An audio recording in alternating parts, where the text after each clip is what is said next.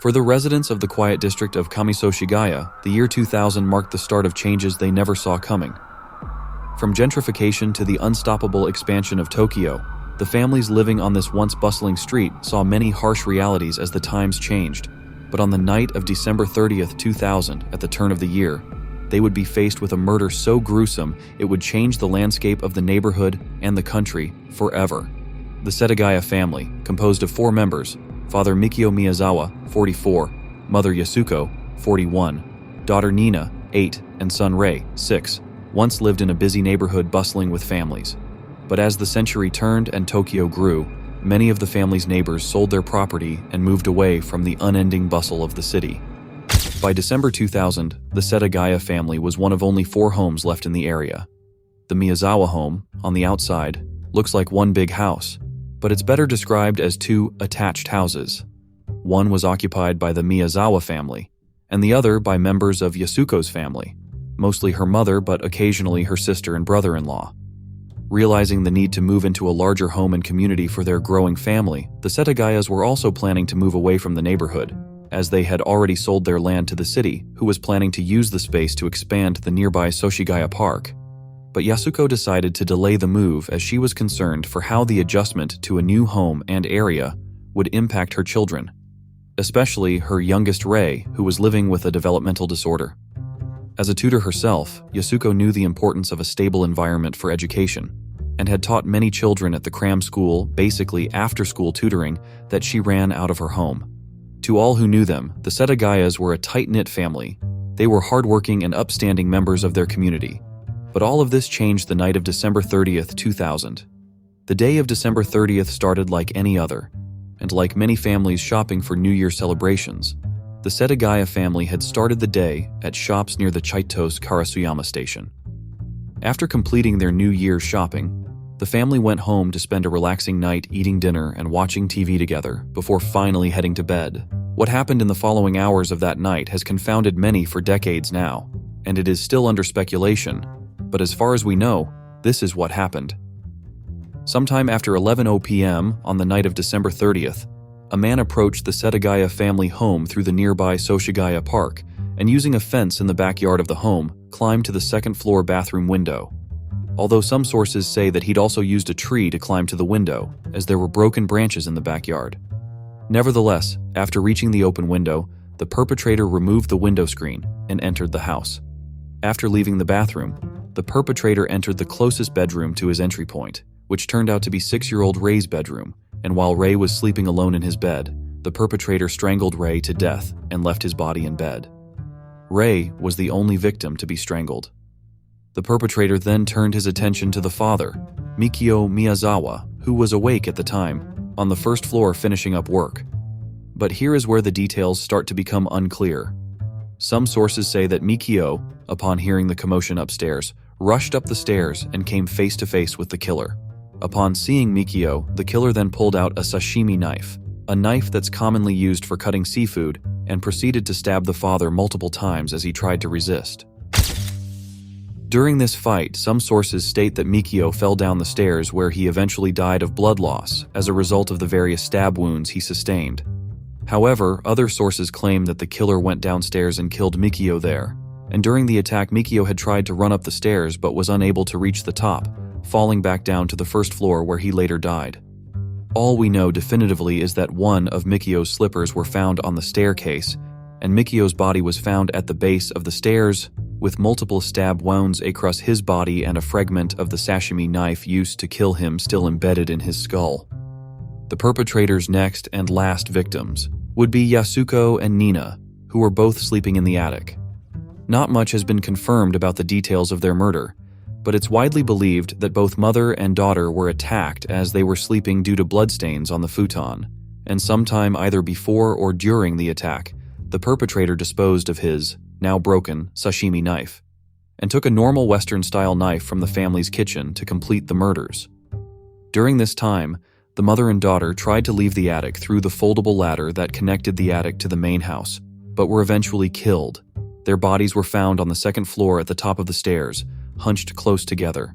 Naina's body was also found to be missing teeth, indicating that she was not only stabbed, but beaten as well. Forensic evidence shows that 8-year-old Naina was the last to die, but what set this murder apart from other cases and turned it into a media firestorm was not just the murder itself, but what happened after.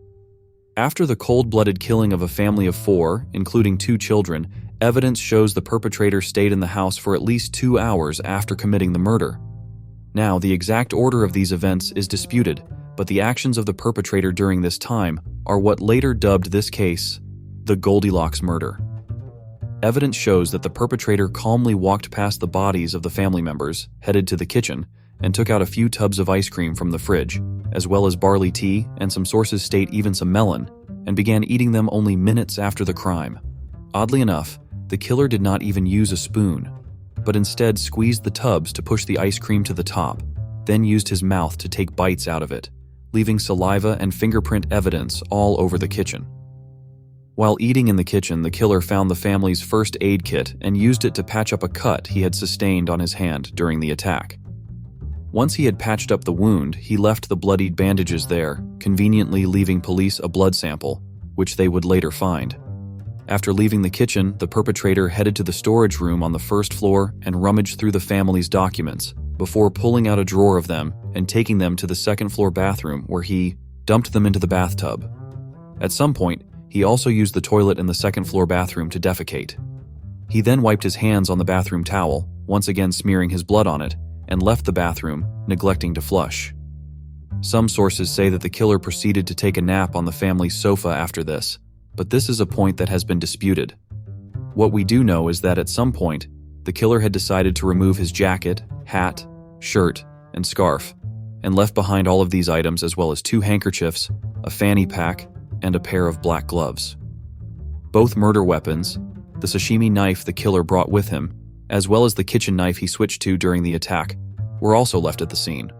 Although the order of the events has been disputed, one thing we know for certain is that at 1:18 a.m., the family's computer logs show that the perpetrator turned on Mikio's computer and created a new folder, and although unconfirmed, is said to have also used the internet to go to the website of a local theater company. These logs also show that the computer was turned on around 10 a.m. as well, and early on in the investigation, police used the computer logs to determine the length of time the perpetrator may have stayed in the house. Knowing for certain that the computer was accessed once at 1:18 a.m. and once at around 10 a.m., police thought that the killer must have stayed in the family's home for almost 10 hours after the murder, all while navigating around the 4 bodies he left at the scene. But after further investigation, it was determined that the computer connection made at 10 a.m. was likely an accident and done as a result of the accidental pushing of the mouse when the woman who found the bodies entered the house. Therefore, it's likely that the perpetrator stayed in the home for at least 2 hours and likely left the house between 1:18 a.m. and dawn. The next morning at around 10:30 a.m., Yasuko's mother, Haruo Jako, the family's neighbor, went over to the family's home to check on them after Haruko's calls went unanswered. Upon opening the door and proceeding into the house, she saw the body of her son where the killer left him at the bottom of the stairs, and after the initial shock, she called the police. Upon arriving at the scene, police were faced with 4 dead bodies and a plethora of evidence left behind. With fingerprints, shoe prints, DNA samples from blood, the killer's discarded clothes, and even his unflushed faces, many thought that the case would be an easy solve. A former senior official even recalls, "The crime scene was a mountain of treasure, and everyone thought that a solution would not be far away." But in the coming years, this assumption couldn't have been further from the truth.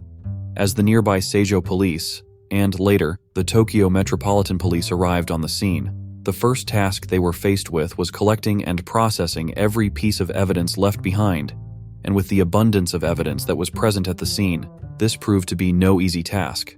Running the fingerprints, analyzing the DNA from the blood samples, and tracking down the origin of the clothing items was a long and tedious job, but eventually the details surmised from each of these pieces of evidence painted a clear picture of who this perpetrator must have been. Firstly, the clothing left behind allowed police to put together a shockingly clear picture of what the killer looked like that night, down to where he shopped for his clothes and what cologne he was wearing, creating a very clear composite to circulate to potential witnesses in the area. With this information, the police could determine the killer was wearing a gray Crusher bucket hat, a baseball shirt that was white with purple sleeves, a cheap plaid scarf with no tags, a Uniqlo AirTech jacket, black gloves, and a gray and black fanny pack. Using the various footprints left at the scene, investigators were also able to see the type of shoe he was wearing, which was determined to be Slazenger sneakers, 27.5 cm in size. Putting all this information together, a composite of the killer's clothing could be made. Now, with a very clear picture of what the killer's clothes must have looked like, the police turned their attention to the murder weapon and DNA evidence at the scene. One of the most critical pieces of evidence needed to crack most murder cases is the presence of DNA evidence from the perpetrator, and the killer of the Miyazawa family left swaths of it at the scene. From saliva to hair to blood and feces, the DNA makeup for the killer was all over the house. But while this might have been especially exciting for investigators outside Japan, Japanese laws around handling DNA are very strict. In his podcast about the case, investigative journalist Nicolas Obregon interviews various officers in Japan and discovers that all the DNA that was taken and tested from the crime scene was done by an internal department that cannot release information about the results of the DNA tests. This aligns with Japan's personal information laws that restricts the sharing of personal information without consent from the individual themselves. So everything in this video about DNA tests or the DNA makeup of the killer was information that was leaked to the press. After thorough analysis of all of this evidence, investigators initially determined that the killer must have been between the ages of 15-35, as he needed to be athletic enough to climb to the second-floor window. He was also likely 5'6" or 7", and rather slender, considering the waist belt for the hip bag was 32 inches. The DNA evidence showed that he was a male with type A blood, and his feces proved that his last meal must have consisted of string beans and sesame seeds. Although, after running his fingerprints, police found no matches to anyone in their system, meaning the perpetrator had no previous criminal record. Now, with droves of information about what the killer was wearing and his DNA makeup, the police circulated the composite and details around to the public. But as days and weeks went by, no one could identify who the perpetrator was. In an attempt to stir people's memory, the police even released a document with highlights of the year and the television programs scheduled for the night of the murder, in a desperate attempt to grant anything that might stir a witness's memory. One of the biggest problems with the case was that although so much physical evidence was left behind, most of it was unremarkable. The clothes were all pieces that have had hundreds of units sold and could be bought virtually anywhere. The fingerprint evidence showed no matches in Japan. Each of these clues left the police no closer to determining the movements or origin of the perpetrator. That is, until two items of clothing gave police some much-needed clues in the case. The items in question were the perpetrator's shoes and hip bag. Each of these items revealed a piece of information that narrowed down the nature of the search. Police found that, upon investigating the origin of the shoes, the 27.5 cm size of the Slazenger sneakers worn by the perpetrator were never sold in Japan, but they were sold in South Korea. This allowed police to be able to narrow down the pool of suspects by determining that the perpetrator had to have, at some point, either lived in or visited Korea. Although, as per Korean law, all Koreans over the age of 17, as well as all those who visit Korea, must provide their fingerprints upon arrival, and these fingerprints are held in a national database. Knowing the shoes were from Korea, the Japanese police collaborated with the Korean government and ran the fingerprints they found at the scene with the fingerprint database. And sure enough, no matches were found, leading the police to yet another dead end. Now, the second piece of clothing that was investigated was the hip bag, and unlike the shoes, this piece of evidence blew the scale of the investigation well out of Japan and landed it all the way in the US. Upon analyzing the contents of the hip bag, the police found grip tape used in skateboards, trace amounts of the popular men's cologne Dracar Noir, and small amounts of sand. Once analyzed, this sand was shown to have not come from Japan at all, but all the way from Los Angeles, California. This completely skewed the police's initial ideas of who the perpetrator may be, and in many ways, landed the police back at the drawing board. As time went on, and tips flooded in, more and more discoveries were made in the case, each one more confusing than the last. Each of these discoveries shed some new light on the case, sometimes clearing and sometimes convoluting the story even more. For example, early on in the investigation, as police were interviewing people in the area that night, a taxi driver claimed to have picked up 3 men in the area where the attack took place. These men fit the general age and build the perpetrator was thought to have. and the driver even reported that one of the men was injured and left a bloodstain on his seat after leaving the car. These men could have been the perpetrators, but the biggest wrench that it cast in the case was that there were 3 of them, when evidence from the house points to the fact that there was likely only one killer involved. It was also discovered through eyewitness statements that the day after the murder, nurses and staff at a medical center in the Tobuniko station, a few hours north of Setagaya, reported talking to a man in his mid-30s who had come to the medical center with a severe injury on his hand. Nurses recall that this injury was so deep that they could see bone.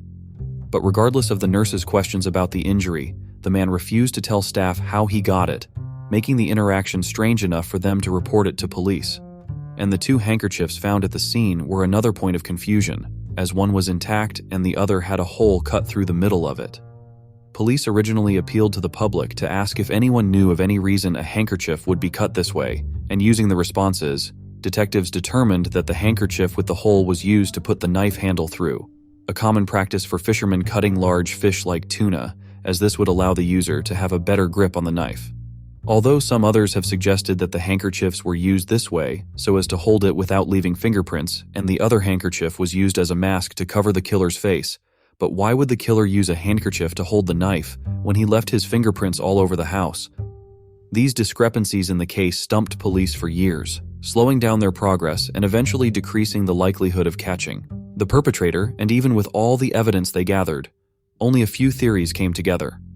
For a family like the Miyazawas, finding a motive for the murder was a near impossible task. As a family, they were very well liked and had no known disputes with anyone else, and certainly no one who would be led to murder their whole family. With the abundance of evidence with no real suspect, the police were forced to navigate every single tip and avenue that could lead them to a motive or theory, and for a case like this, they started with the usual suspects. Usually in cases like these, the first theories revolve around a burglary gone wrong, but there are too many aspects of this case that do not adhere to this theory. For example, burglars usually will target houses at times in which they know there will likely be no one home. So for the killer to attack the Miyazawa home in the evening when all occupants are sure to be present is unlikely for a would-be burglar. Not only that, but after breaking into the home, the first thing the perpetrator did was murder the youngest child, someone who posed very little threat. If the perpetrator's goal was simply to steal money, his first move would have been going to the place where money is held. But instead of doing this, the perpetrator's first action was to enter 6-year-old Ray's room, who was still asleep and unlikely to cause any harm, and strangle him to death. Only after murdering the whole family did the killer even attempt to get to a place where valuables were held, and even then he left most of it in the house or dumped it into the tub.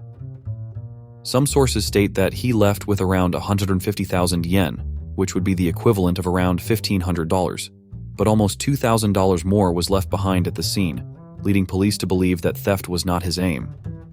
Due to the brutality of the murders and the disregard the perpetrator seemingly had for the evidence left behind, some people believe that this could have been the work of a serial killer or someone with extreme mental issues and homicidal tendencies. The support for this theory comes from not only the complete lack of remorse the killer showed after the murder, as he used the family's house like his own while their bodies were still strewn about, but also the fact that the members of the family who seemed to face the worst of the attack were the women. Yasuko's injuries showed that she had fought her attacker until the end and suffered extreme damage as a result. Nina, being the last to die, showed severe stab wounds, but her injuries revealed that even after death, the perpetrator continued to beat her, leaving her with missing teeth and severe hemorrhaging. Some theorists use this extreme brutality to suggest that the killer could have hated women and targeted his attack on them, specifically. Now, apart from burglary and the work of a serial killer, the only motive left to investigate was the possibility of a revenge killing, or a grudge. Although, the only roadblock on this theory was that the family was very well liked. Close friends and colleagues told police that Mikio was a congenial man who got on well with everyone, definitely not the sort of person to make enemies, and certainly no one with enough passion to murder them in cold blood. The only dispute that was mentioned to police was an instance a few days before the murder in which the father of the family, Mikio, made a noise complaint to the local skaters at the skate park behind the family home. One of the most popular theories early on in the case was that due to this complaint, the skaters became irrationally angry with Mikio, and in retaliation, killed his whole family. Admittedly, this theory is very far-fetched, but it did corroborate with the early eyewitness statement from the taxi driver, who picked up 3 men shortly after the murder who fit the description for the killer, one of whom had a hand injury when they entered the vehicle. It was thought that these 3 must have been skaters who frequented the skate park, and while one went in to commit the murders, the other 2 stood guard.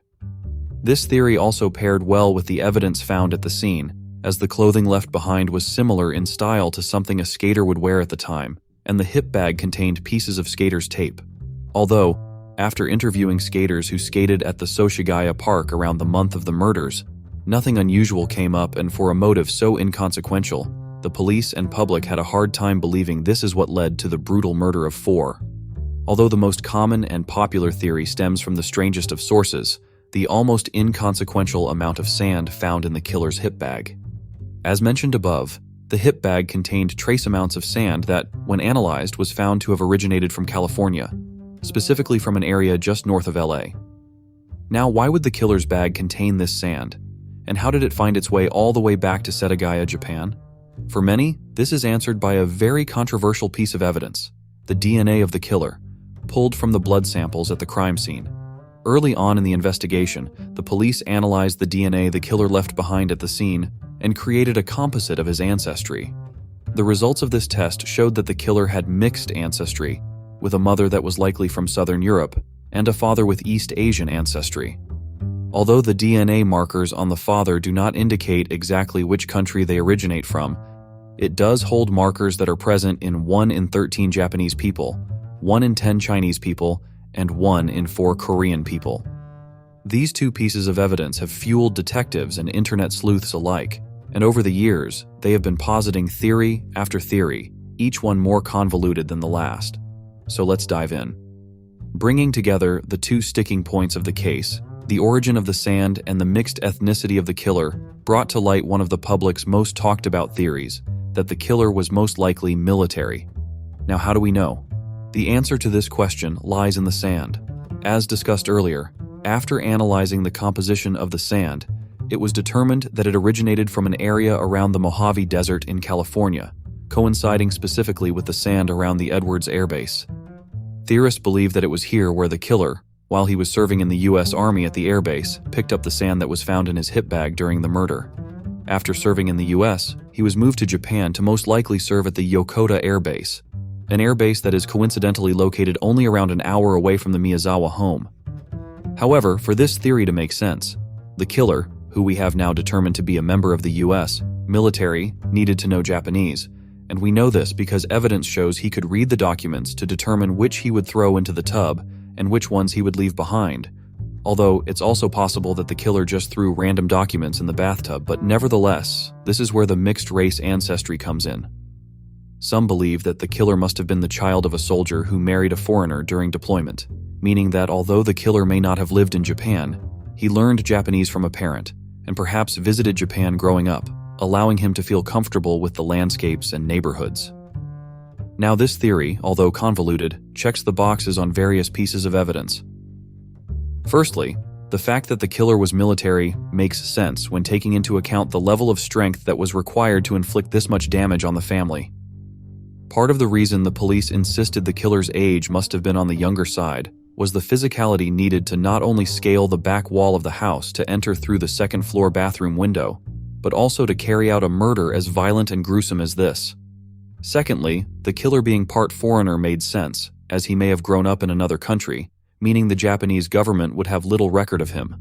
On the other hand, his other part of his ancestry, his part Japanese identity, would mean that he was not only fluent in the language, but may have visited Japan with his Japanese parent, meaning he was comfortable enough with the area, transit, and language to know he could remain in the house for hours after the murder without worry, knowing he knew how to get away unseen.